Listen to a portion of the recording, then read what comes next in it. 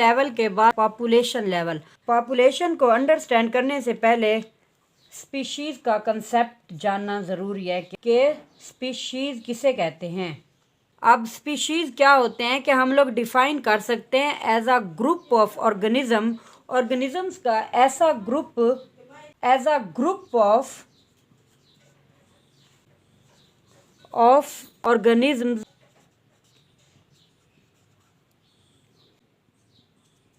which are capable of freely interbreeding, breeding and produce fertile offspring। के species उन similar organisms का group होता है जो आपस में फ्रीली तौर पर इंटर ब्रीडिंग कर सकते हैं और फर्टाइल ऑफस्प्रिंग प्रोड्यूस करते हैं। अब इंटरब्रीडिंग, फ्रीली इंटरब्रीडिंग किस तरह का ऑर्गेनिज्म? सेम ऑर्गेनिजम्स का ग्रुप होता है। जैसा कि हम लोग एग्जांपल के तौर पर ले लेते हैं लायन। तो लायन है, तो लायन फ्रीली तौर पर इंटरब्रीडिंग कर सकते हैं अदर लायंस के साथ, ना कि वो फ्रीली इंटरब्रीडिंग कर सकते हैं जिराफा के साथ या वुल्फ के साथ। इस तरह लायन और लायन ये एक ही टाइप के ऑर्गेनिज्म होते हैं जो आपस में फ्रीली तौर पर इंटरब्रीड करेंगे और इस इंटरब्रीडिंग से जो ऑफस्प्रिंग प्रोड्यूस होंगे वो फर्टाइल ऑफस्प्रिंग होंगे। फर्टाइल यानी कि मजीद वो अपनी नस्ल आगे बढ़ाने के काबिल होंगे।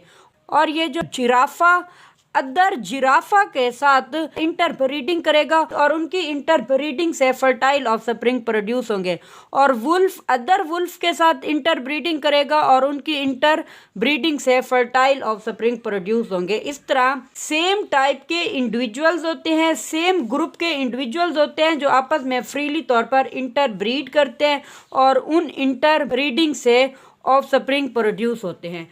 इस तरह अब हम लोग स्पीशीज के कंसेप्ट से पॉपुलेशन लेवल को डिस्क्राइब कर सकते हैं। इस तरह पॉपुलेशन को हम लोग डिफाइन करेंगे, a population is a group of organisms of same species located at same place। इस तरह हम लोग पॉपुलेशन को डिफाइन कर सकते हैं कि पॉपुलेशन ग्रुप होता है ऑर्गेनिजम्स का, वो ऑर्गेनिज्म जो बिलोंग कर रहे होते हैं सेम स्पीशीज से, और वो स्पीशीज लोकेटेड होती है एट द सेम प्लेस, वो एक ही जगह पर एक ही हैबिटेट के अंदर रहती हैं। हैबिटेट किसे कहते हैं? हैबिटेट का मतलब होता है वो एरिया एनवायरनमेंट के अंदर जिसमें ऑर्गेनिज्म रहते हैं। The area in the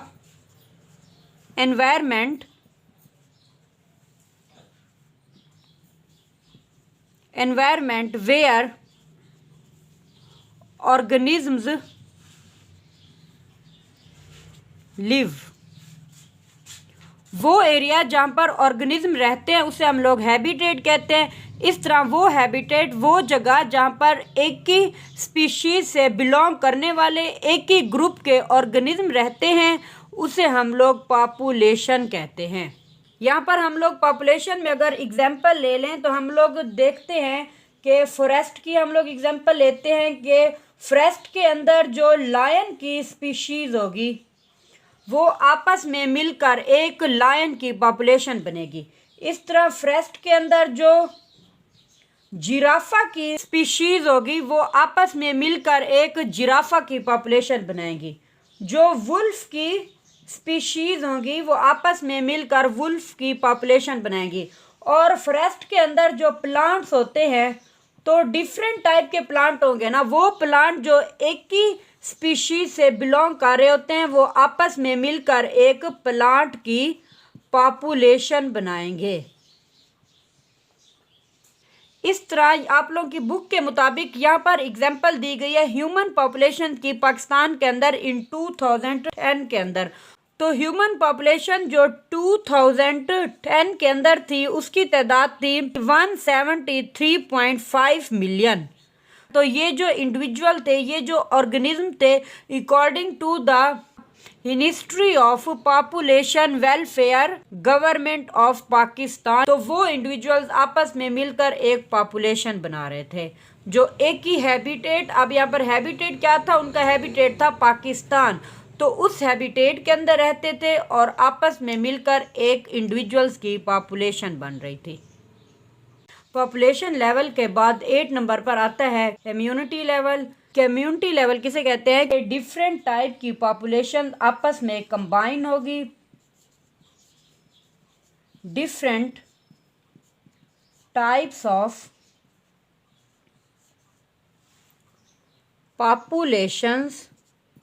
populations interact with one another within the same environment, यानी कि डिफरेंट टाइप की पॉपुलेशन जो सेम एनवायरनमेंट के अंदर, एक ही माहौल के अंदर आपस में मिलकर रहती हैं और आपस में उनके दरमियान जो ताल्लुक कायम होता है उससे हम लोग कम्युनिटी लेवल कहते हैं। जैसे कि हम लोग यहाँ पर फॉरेस्ट की एग्जांपल ले लेते हैं, फॉरेस्ट की कम्युनिटी को लेते हैं। तो फॉरेस्ट की कम्युनिटी क्या होता है कि फॉरेस्ट के अंदर जो प्लांट्स की एक पॉपुलेशन होगी, एनिमल्स की पॉपुलेशन होगी, माइक्रो ऑर्गेनिजम्स की पॉपुलेशन होगी,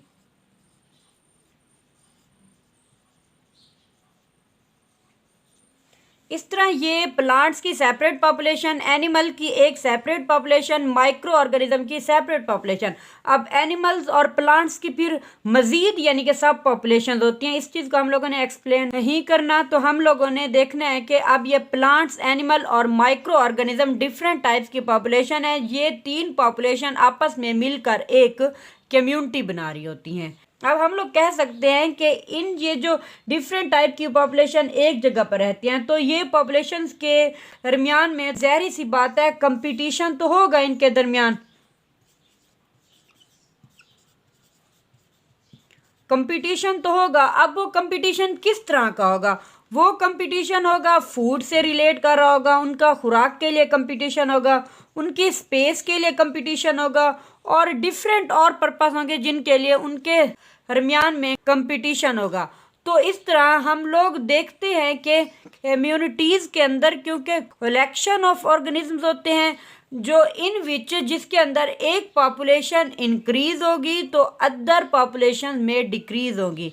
अगर एक पॉपुलेशन का साइज इंक्रीज हो रहा होता है, उसके इंडिविजुअल्स के नंबर्स इंक्रीज हो रहे होते हैं, तो दूसरी पॉपुलेशंस के इंडिविजुअल्स के नंबर डिक्रीज होंगे यानी कि कम होंगे। हम लोग देखते हैं कि ये फॉरेस्ट का एक एरिया है, फ़र्ज करें इस एरिया के अंदर प्लांट्स भी मौजूद होंगे, डिफरेंट टाइप के प्लांट्स भी इस एरिया के अंदर मौजूद होंगे और इस एरिया के अंदर एनिमल्स भी मौजूद होंगे, बर्ड्स भी मौजूद होंगे, एनिमल्स भी मौजूद होंगे इस एरिया के अंदर। तो इनके दरमियान में क्या होगा कि कंपटीशन होगा फूड के लिए।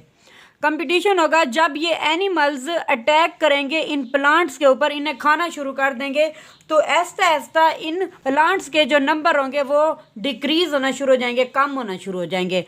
तो यहाँ पर क्या होगा कि एनिमल्स के जो नंबर होंगे वो इंक्रीज़ हो जाएंगे, ये कंपटीशन विन कर गए, जीत गए, और ये प्लांट्स कंपटीशन हार गए, इनके जो नंबर होंगे वो कम हो जाएंगे।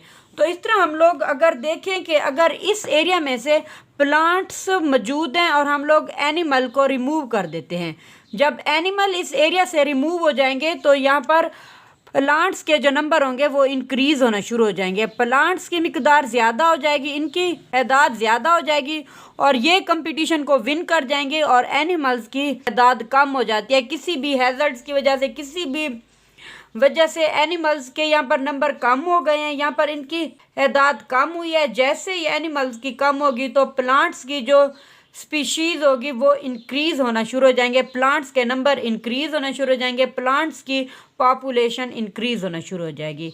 इस तरह ये जो कम्युनिटीज़ होते हैं, इन कम्युनिटीज़ के ऊपर biotic and abiotic factor effect कर रहे होते हैं, जिनकी हेल्प से या तो कम्युनिटी इंक्रीज़ होगी या तो कम्युनिटी डिक्रीज़ हो जाएगी। अब ये एबायोटिक एंड बायोटिक फैक्टर कौन से होते हैं, इन्हें हम लोग देख लेते हैं। बायोटिक फैक्टर को पहले देखते हैं। बायोटिक फैक्टर ऐसे कंपोनेंट होते हैं which are consist of living organism. इसका नेम शो कर रहा होता है, बायो का मतलब होता है living organism. The factor which consist of living components, जो लिविंग कंपोनेंट्स पर मुश्तमिल होते हैं। अब ये लिविंग कंपोनेंट्स जैसा कि प्लांट्स हो गए, एनिमल्स हो गए, अदर माइक्रो ऑर्गेनिजम्स हो गए, ये क्या होते हैं, ये इम्यूनिटी के लिविंग फैक्टर होते हैं, जिसे हम लोग बायोटिक फैक्टर भी कहते हैं। एंड अदर होते हैं non biotic factor. Non biotic factors, अब ये नॉन बायोटिक फैक्टर कौन से होते हैं, ऐसे factors which are non living. हम लोग इन नॉन बायोटिक फैक्टर को ए बायोटिक फैक्टर भी कहते हैं। यहाँ पर ए लगाएं या नॉन लगाएं, इसका मतलब होता है कि ऐसे फैक्टर्स, ऐसे एनवायरनमेंट के components which are non living, जो जानदार नहीं होते, जैसा कि soil, water, air. These are the non या abiotic factor of the environment. These are non-living factors. इस तरह ये दो फैक्टर कम्युनिटी के ऊपर असरअंदाज होते हैं। These are long lasting factors भी इन्हें हम लोग कह सकते हैं, which effect on the community level. हमारा 9th नंबर पर है, लास्ट जो लेवल है वो है बायोस्फीयर लेवल। अब बायोस्फीयर लेवल क्या है, इसका नेम शो कर रहा है। बायो का मतलब होता है लिविंग ऑर्गेनिजम्स,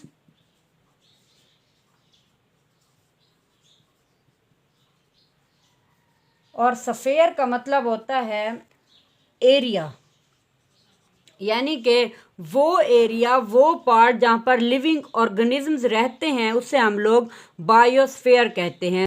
तो इसे हम लोग सिंपल वर्ड में इस तरह कह सकते हैं, डिफरेंट टाइप्स की कम्युनिटीज़ आपस में मिलकर एक बायोस्फीयर बनाते हैं।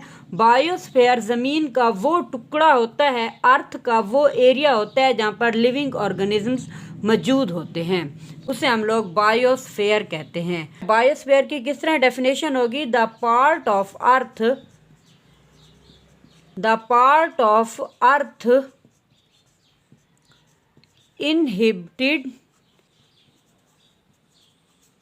inhabited by organisms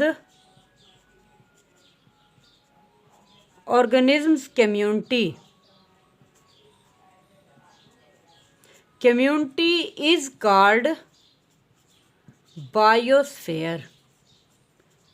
के ज़मीन का वो टुकड़ा जहाँ पर ऑर्गेनिजम्स की कम्युनिटीज़ मौजूद होती हैं, उसे हम लोग बायोस्फीयर कहते हैं।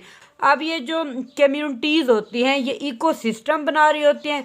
इकोसिस्टम कॉन्स्टिट्यूएंट होते हैं, पार्ट्स होते हैं बायोस्फीयर का। इकोसिस्टम क्या होता है, द एरिया,